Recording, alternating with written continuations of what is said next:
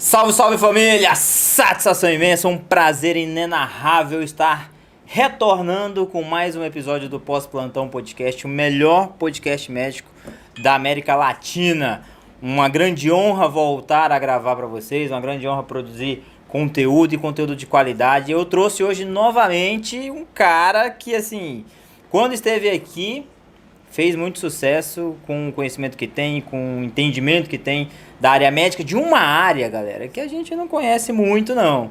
Nós médicos não estamos muito afim, não. Por isso que a gente terceiriza tudo pra ele. Filipão, prazer enorme, cara, tá aqui com você. Obrigado por você ter aceitado o convite mais uma vez. Tava com saudades, hein? Pô, cara, fazia tempo que a gente não gravava alguma coisinha aqui, né?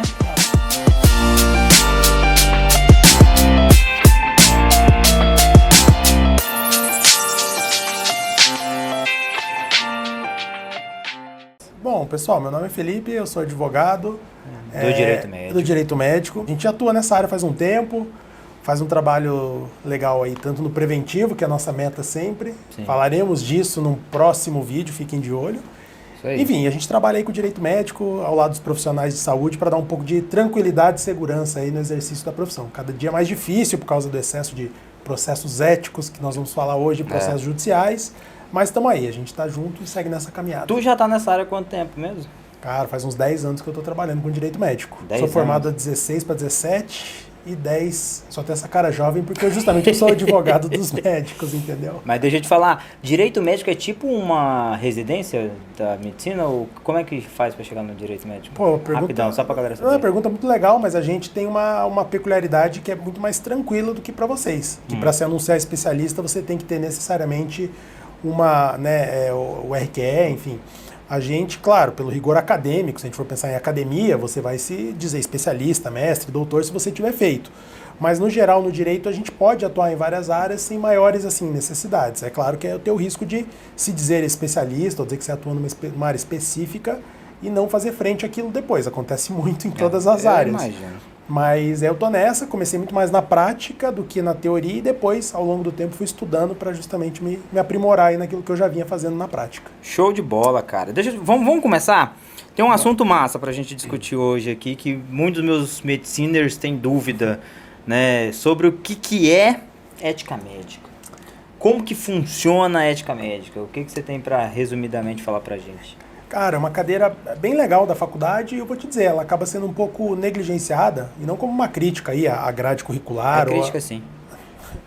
É crítica sim, pelo menos se não for tu é minha, porque não tem não, cara. Então. Sabe o que eu vi, assim, vou te interromper, desculpa, mas na ética médica dentro da graduação, às vezes é uma disciplina optativa. Que aí muita gente, obviamente por ser optativo, faz se quiser dentro daqueles limites de completar crédito. E não vai fazer, né? E não vai fazer, Tem coisa mais legal pra fazer, Não, né? e não vai fazer, velho. Entendeu? Então, eu acho que é negligenciado demais. Eu acho que é importante vocês que tivessem um pouco mais de atenção. Eu entendo demais. A grade já é puxada, vocês têm coisa pra caceta pra fazer. Sim. Eu tô ligado como é que é o curso de vocês. Só que, cara, o importante ali seria a gente pelo menos parar um pouquinho pra estudar e entender o que é o código de ética, já vou falar um pouquinho sobre ele. Mas principalmente para que serve e como que você vai ser eventualmente fiscalizado. Porque o grande rolo, e a gente vai falar mais adiante aí, é que o pessoal sai, se forma, e hoje em época de rede social e tal, sai acelerado, querendo postar, e aí acaba cometendo um monte de infração ética, que não está ligada só à publicidade, obviamente, mas acaba cometendo um monte de infração besta, às vezes até, e já no primeiro ano ali de formado, o cara já tem um processo ético no lombo, né? Uhum. Então, cara, a ética médica, basicamente, ela vai ser ali o conjunto de regras, de princípios para reger a boa atuação, a atuação, como o próprio nome sugere, ética desse profissional. Tanto na relação dele com o ambiente de trabalho dele, quais são os princípios e as proibições que vão reger a relação dele com outros colegas médicos, com pesquisa, com o paciente, que é um ponto muito importante, com o sigilo médico profissional. Então ele vai ter uma regra, uma série de um conjunto de regras para você exercer a tua profissão. Para não virar bagunça, né? Exatamente. Para não virar bagunça. Da moralidade, daquilo que se espera da melhor medicina. Só que vocês têm pouquíssimos direitos no Código de Ética e muitas obrigações. Era isso que eu ia te perguntar. Parece que quando a gente escuta a ética médica é mais alguma coisa punitiva do que qualquer outra coisa. É real assim ou... Cara, não deveria ser, porque se a gente partir da premissa que eu falei, que é da gente pensar num bom contexto assim, de relacionamento e do bom atuar médico, ela seria, a princípio, justamente para isso, para você se basear naquilo e saber que você vai exercer a medicina dentro daqueles parâmetros que são esperados ali, né, do médico. Sim. Mas o que a gente vê na prática é que algumas vezes existem infrações, né? Ela pode partir desde um documento médico mal redigido, a gente conversou um pouco sobre isso ontem, inclusive. Você não tem um prontuário ali bem redigido e tal, isso é uma infração. E a gente tem uma preguiça. Pois é, a gente pode fazer um só de prontuário depois. Vamos fazer um de prontuário. Documentos cara. e prontuário, porque isso é uma infração. Por exemplo, não ter um prontuário legível para o paciente é uma infração. Hoje, só por exemplo, se tu for computador... processado por alguma outra coisa e pegar um prontuário e ver que tu não redigiu muito bem, é mais uma infração, tipo, mais uma multa, entre aspas. Multa você não leva. Isso é legal que você perguntou. Ah. O Conselho Federal de Medicina, para vocês, não tem questões pecuniárias. Você vai levar uma punição ética no final. Questões do que, desculpa?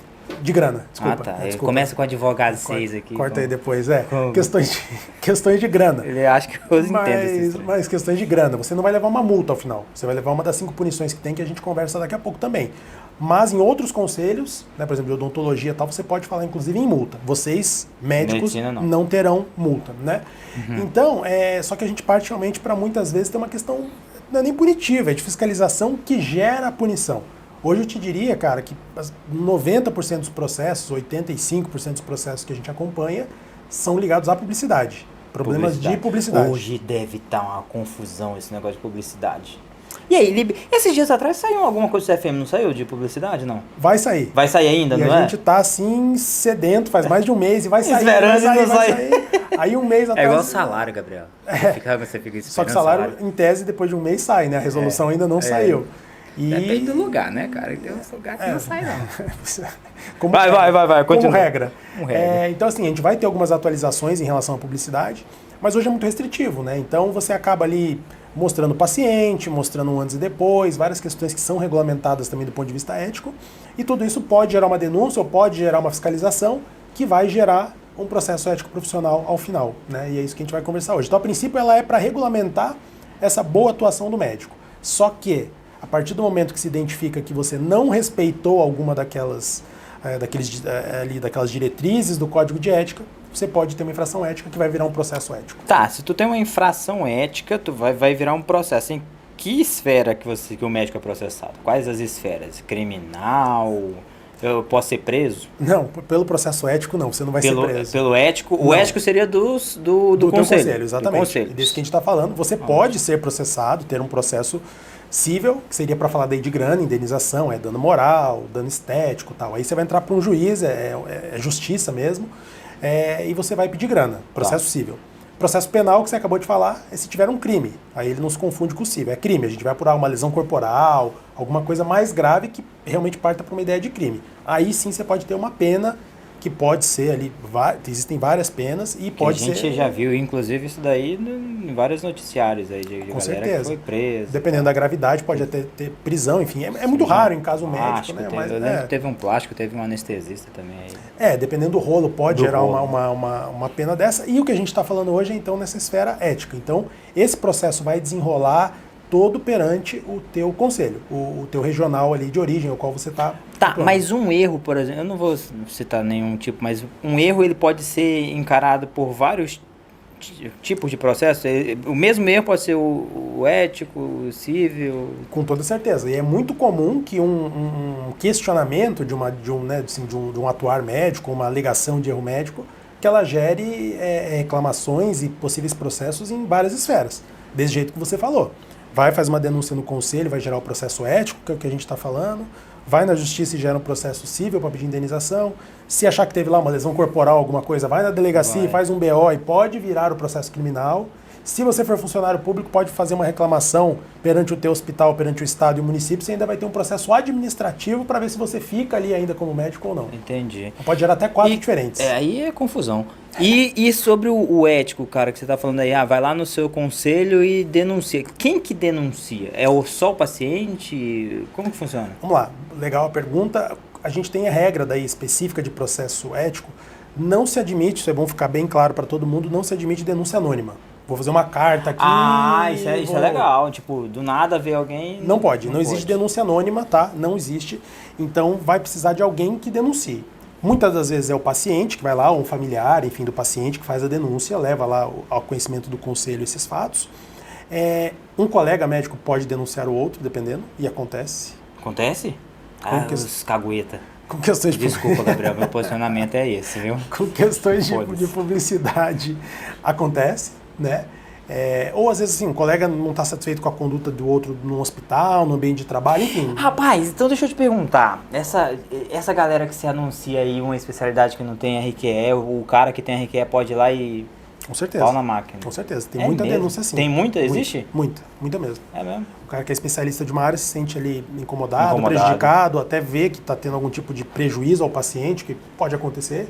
O colega, né, não estou entrando aqui em questão de saber ou não saber quando sai da faculdade, mas vai lá exercer uma especialidade que ele não está mandando muito bem, e outro colega percebe que ele pode denunciar sim. Então, o que a gente vê normalmente é o paciente, um colega, ou a outra hipótese que a gente tem, então assim, primeiro, ou nasce uma denúncia de alguém tem que ir lá e vai aparecer o nome da pessoa na denúncia, na capa do processo. Porque não pode ser anônimo. Não pode. Ou, de outro lado, a segunda possibilidade é de ofício pelo conselho. O conselho toma notícia disso, um conselheiro, ou o próprio, alguém do conselho vê na TV uma notícia de um possível médico que teria estuprado o paciente. Ele dá início sem alguém ir até lá voluntariamente. Mas nesse processo vai constar lá, de ofício pelo próprio Conselho de Medicina. A Renata tomou uma dessas, você acredita? Por causa de Instagram. Ela colocou no Instagram lá, tipo, finalzinho da residência, né? Todo mundo querendo vazar da residência, ninguém gosta, né? E aí já meteu lá no Instagram, mudou, colocou anestesiologia, alguma coisa nesse sentido aí. Pode. E aí, rede social, é famosinho, aquele negócio, um conselheiro chegou lá e fez, não denunciou, ele chegou com uma, não sei se é denúncia ou não, chegou com uma carta e entregou a carta assim, tipo, pedindo pra tirar, sabe? É isso? Possibilidades. Aí a gente teria que ver como é que... Primeiro, e é uma infração do ponto de vista ético, porque assim, você está acabando a residência, ainda não é. Você não tem o RQE, você não pode ostentar aquela especialidade. E é engraçado, deixa eu só te falar, não é nem acabando a residência, assim, se você acabar a residência e não for ao CRM colocar lá e pagar, e se que for o caso, você não pode... RQE é com o registro devidamente feito, registrado no conselho. Enquanto você não tem, você não é especialista para todos os fins. Caramba, né? cara. E no caso dela, e aí, cara, a grande questão do processo ético, que a gente também já adentra um pouquinho mais nele, mas é que cada estado acaba adotando condutas. A gente tem um código único de processo ético que deve reger o processo. Então ele vai andar assim, a regra do jogo é essa, A, B, C, D. Só que a real é que em cada regional a gente tem peculiaridades. Aí começa a dança e a brincadeira do jogo. Confusão. Então tem estado, por exemplo, que se é alguma questão de Instagram, de publicidade, eles usam a CODAMI, que é a comissão... Essa daí mesmo, exatamente. É a comissão de divulgação de assuntos médicos. Foi essa aí mesmo. Então eles podem mandar uma carta pro médico e falar, Brunão, Felipe, dá uma ajeitadinha, ou não faz mais isso, tá aqui a cópia do código de ética, dá uma segurada, né? Então, aí você dá né, você muda a conduta e tá tudo bem, para ali. Ou podem te chamar para você assinar ali uma ata de uma audiência que você se compromete a fazer alguma coisa, algo nesse sentido. Ou não, tem conselho que já vai de voadora. Já chega, já vai a carta, já vira sindicância e já vira processo ético. Os caras meio enraivados, né? Cara, e tem uns conselhos que eu vou te falar, é difícil de atuar. Não vou citar nomes, mas... Ei, mas deixa eu te falar um negócio aqui, outra coisa. Quando o médico é processado a vara civil lá, do dinheiro, no judicial, lá. Penal e tal, obviamente eu sei que deve chegar uma notificação, não sei o que lá. E o médico, como é que ele sabe que ele foi processado? É com essa cartinha aí da CODAMI? Como que ele vai descobrir? Você vai receber... Chega no endereço dele? Chega, você tem que manter o endereço atualizado no teu conselho. Se você tiver portaria na tua casa, no teu prédio comercial, fique atento, porque vai vir uma carta. Que eu sempre brinco, é uma carta que não é uma carta de amor, né? Bom se fosse, não é. Várias possibilidades, mas as principais. Hoje está valendo, tá, pessoal? Muita atenção, a notificação eletrônica. Eles têm um número oficial de cada conselho que é utilizado para te notificar do processo. Chegou para você e você deu um ok, ciente e tal, isso no seu e-mail ou no seu WhatsApp. Até no WhatsApp? É considerado válido. Então, se você não quiser, assim, se você receber primeiro, fala com o advogado da tua confiança, mas dá uma segurada para você ir respondendo, ok, beleza. Tá, mas até no... Eu sei que você vai puxar a sardinha pro seu lado e com toda razão, mas até no processo ético eu preciso ter advogado lá para defender ou eu, tipo, vou sozinho, posso ir sozinho? Cara, ó, recebeu a cartinha, atenção, que daí você sabe que tem o processo contra você. Ou recebeu a notificação no WhatsApp, no e-mail e respondeu, tem regras, tá, pessoal? Não é só chegou no teu WhatsApp, meu Deus, ferrou, calma. tem que responder, tem que provar que você recebeu. Não rolou, vai uma carta de papel para você. Então, assim, você vai saber que existe. Só não pode dar uma de médico doido que daí joga fora a carta, perde, não avisa ninguém, e aí depois o processo andou e já era, né? Sobre a tua pergunta, cara, a gente vai ter dividido basicamente em dois. Primeira fase do processo, sindicância. Sindicância é o momento inicial no qual eles vão ver se teve algum tipo de infração. É tipo o boletim de ocorrência, é um momento de investigação. São os conselheiros que fazem isso. Tem um conselheiro que é destacado, que é nomeado para fazer isso. Tá? Então, por exemplo, é o Bruno, o conselheiro Bruno que vai investigar o Felipe. Aqui ele vai fazer uma análise prévia, preliminar. E ele vai te chamar, te mandar a cartinha para você apresentar o que a gente chama de manifestação escrita. Ainda não é uma defesa completa, mas é você dar a tua versão dos fatos. Aí eu preciso de advogado? É bom. Não é obrigatório. Mas eu realmente recomendo, porque já vi muito caso que o médico se defendeu, mas escreveu meia página. É isso que eu falo. Nesse caso, na minha concepção, é obrigatório já. Porque como é que eu vou saber escrever? O cara não escreveu no prontuário muitas vezes, velho. Não juntou um documento que precisava, escreveu alguma coisa ali que é contraditória. Então, sendo muito sincero, se você se sentir muito seguro, é uma besteira, é algo que você tá... Vai lá. Do mais, assim, ou no mais, a gente, como advogado, vai ver o melhor jeito de escrever. E principalmente, eu acho que o advogado é muito importante no outro aspecto, cara. No aspecto processual. Ou seja, se o processo está seguindo o rito que a própria resolução do conselho determina, se não está atropelando nenhuma fase, se está te garantindo a defesa correta. Que tu busca essas nuances aí. A gente fica nessa, entendeu? A parte técnica você vai me ajudar demais na defesa, só que eu quero ver se está sendo garantido para você um processo corretinho, do jeito que ele devia ser. Né? Então a gente vai se manifestar aí, o conselheiro vai analisar, se ele entender que a tua manifestação, que ele tem de prova ali é suficiente para arquivar, não rolou, tá de boa, ele vai arquivar. Se não, ele pode... Acabou. É o melhor cenário, que a gente sempre tenta. A resposta convenceu o conselheiro... Tá de boa, arquiva. E acontece, né? Se não, ele pode ter algumas alternativas ali, mas as principais que eu te diria é ou uma conciliação, ou seja, se é um paciente que denunciou, ele chama o paciente, se tiver clima para isso, você fala, o que aconteceu? Teve uma vez que eu fui, o paciente falou, fiquei chateado com o jeito que ele me tratou, só queria desculpa. Chama as duas partes, assim? Se tiver possibilidade, lógico. Faz a conciliação, aperto de mão, fez conciliação. Se o conselho que propôs, foi o próprio conselho que viu a tua irregularidade, tem o que a gente chama de TAC, Termo de Ajustamento de Conduta. Brunão, chega aí. Não vai mais fazer isso, não pode fazer isso nos próximos 5 anos, tá? Beleza? Beleza. Você assina tipo um compromisso. Que, claro, se você descumprir, só reativa, já vira PEP direto, dá ruim para você. Mas a gente pode encerrar o processo também fazendo um termo. Tá. Não aconteceu nada disso que eu falei, vai adiante, é votado e vira um processo ético profissional, que é a fase 2, aí é o processo propriamente dito.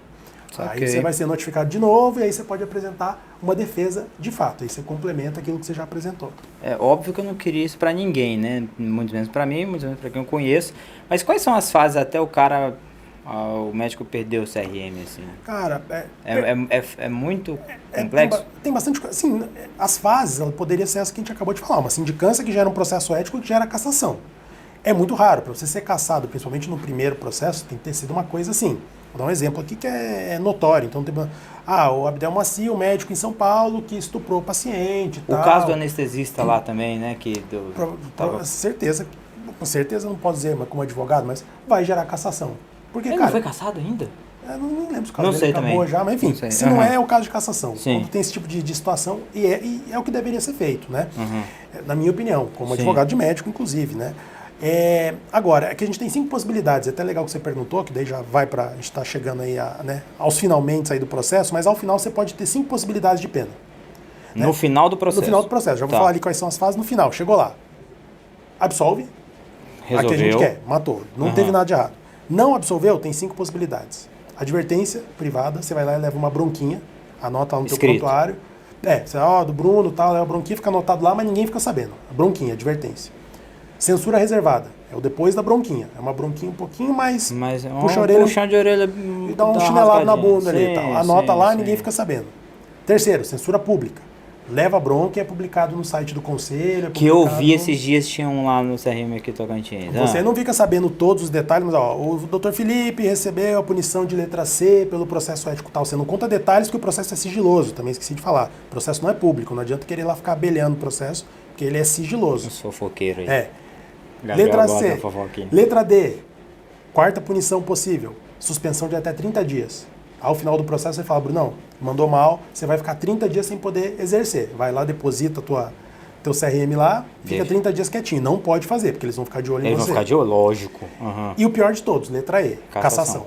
Né? E aí ferrou. Aí você... Uma vez caçado, sempre nunca mais, né? Cara, isso é uma discussão que a gente tem também, que é uma pena perpétua, né? É perfeito. Você perde o seu direito de trabalhar definitivamente. A grande briga, o questionamento que a gente que atua na área tem é, a gente acha que tem um degrau muito grande aqui da letra C pra frente.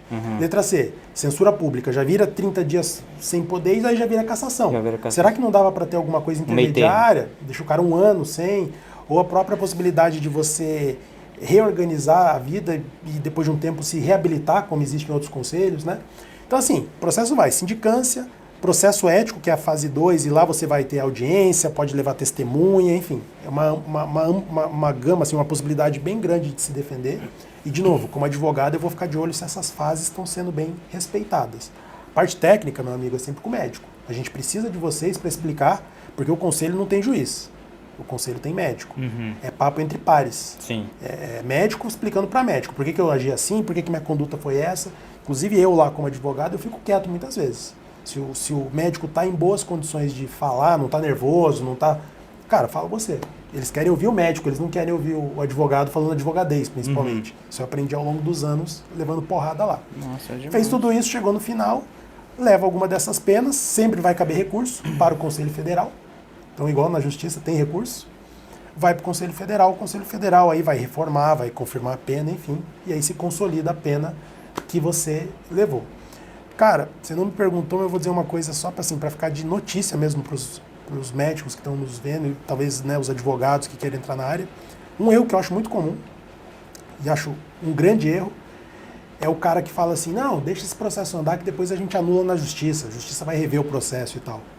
Cara, não é uma realidade. Não é, porque a justiça ela tem a maioria das decisões assim, majoritárias hoje, de não se meter no que o conselho decidiu. Eles entendem, o conselho decidiu, está decidido. Normalmente sim, a não ser que ele ache uma falha muito grande no processo.